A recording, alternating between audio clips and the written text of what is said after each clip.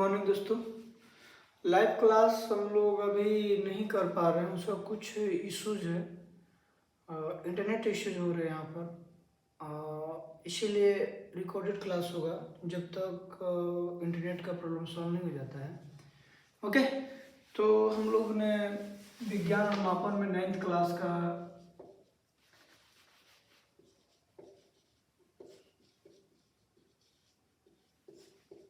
विज्ञान एवं मापन जो चैप्टर है उसमें हम लोग क्या पढ़ लिए थे? विज्ञान किसे कहते हैं, विज्ञान कितने प्रकार के होते हैं, उसके बाद मापन किसे कहते हैं, मापन कितने प्रकार के होते हैं, ये सब चीज़ हम लोग इस क्लास में डिस्कशन कर लिए थे। तो पहला क्लास में डिस्कशन किए थे हम, इसमें थोड़ा ज़्यादा नहीं समझ लगा, मतलब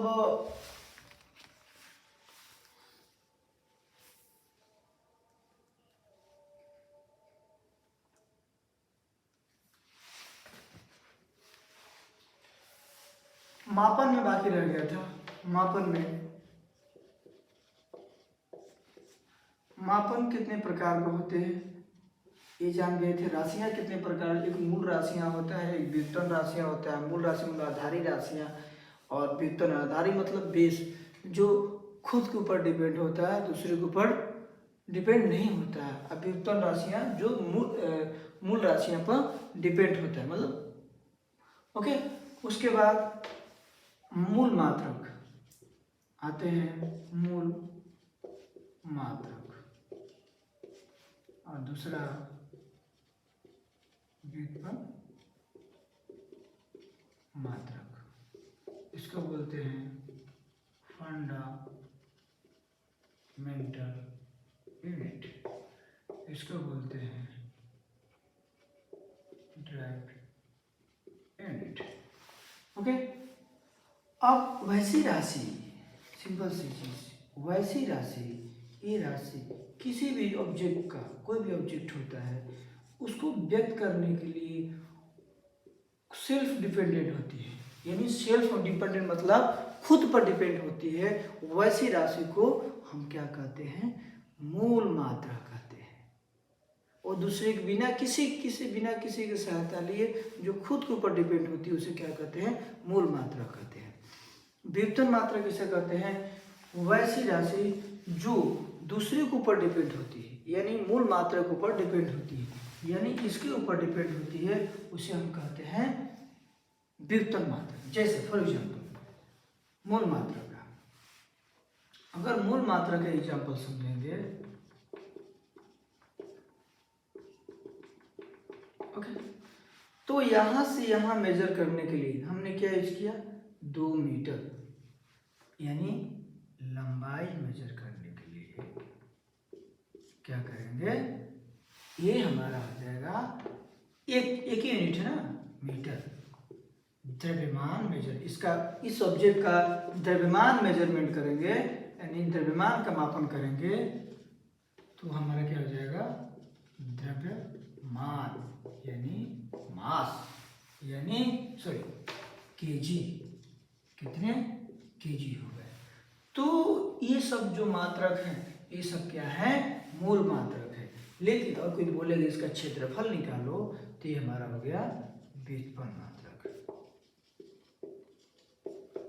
क्षेत्रफल निकालने के लिए बोल दिया गया, क्योंकि ये मीटर स्क्वायर होता है या सेंटीमीटर स्क्वायर होता है, तो मीटर इंटू मीटर यानी मीटर स्क्वायर, तो कम से कम 2 यूनिट मिलकर ही बन रहा है ना। तो एक मूल मात्रक, दूसरा मूल मात्रक, 1 2 मिलकर कितने यूनिट बना? 1 यूनिट बना। ये इसीलिए क्या कहलाता है? मूल व्युत्पन्न मात्रक। ये किससे सहायता ले रहा है? फंडामेंटल यूनिट यानी मूल मात्रक से सहायता लेकर एक नया यूनिट बना रहा है, इसीलिए बोलते हैं इसको व्युत्पन्न मात्रक। ओके, उसके बाद अगला टॉपिक आते हैं, हर एक देश में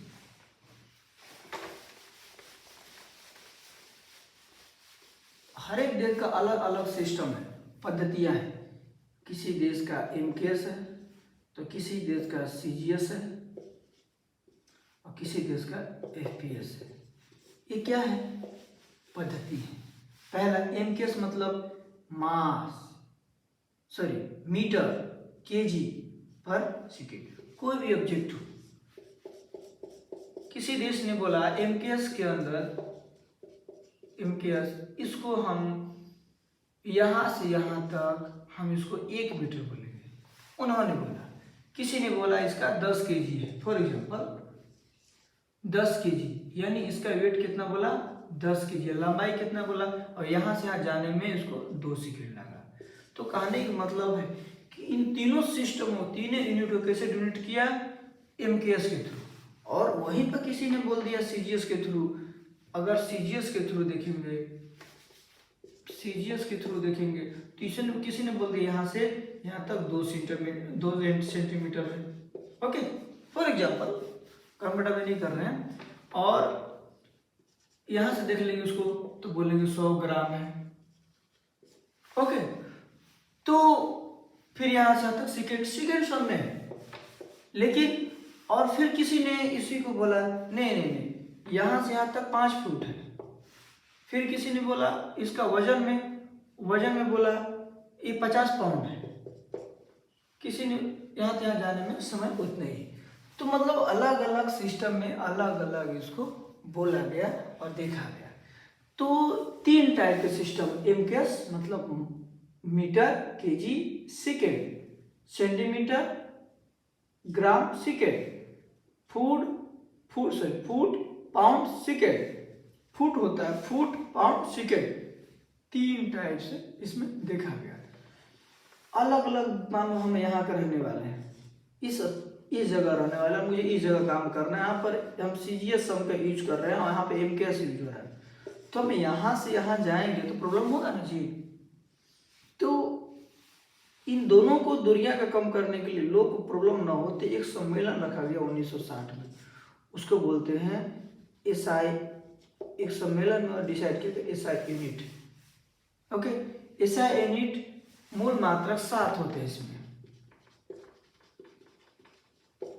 इस सम्मेलन में ये बताया गया था कि कहीं के लोग कहीं भी काम करने जाए, एक ऐसा स्टैंडर्ड यूनिट बनाया जाए। लोग इंडिया में काम करें, चाहे अमेरिका में काम करें, चाहे लंदन में काम करें, चाहे न्यूजीलैंड में काम करें, एक्सेट्रा कहीं भी काम करें, वो अगर मीटर बोले तो सब समझे कि नहीं, यहाँ से यहाँ तक इसकी लंबाई बोला जा रहा है, यहाँ तक इसकी चौड़ाई बोली जा रही है।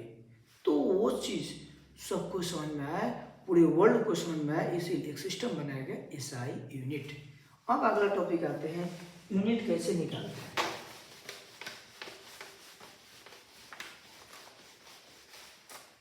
यूनिट कैसे निकालते हैं, जिसे एक डिफिनेशन लेते हैं दाब।